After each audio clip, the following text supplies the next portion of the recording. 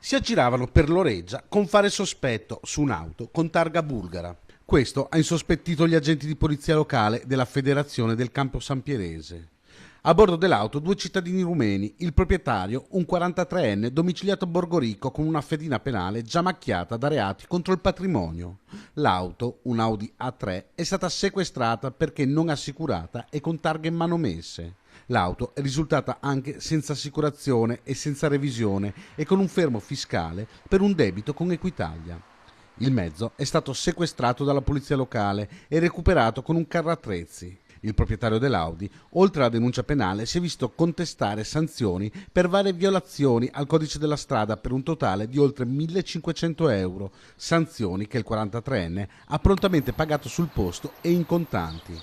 Dopo la perquisizione sono spuntati anche strumenti usati per scassinare case ed appartamenti. Il 43enne è stato denunciato all'autorità giudiziaria.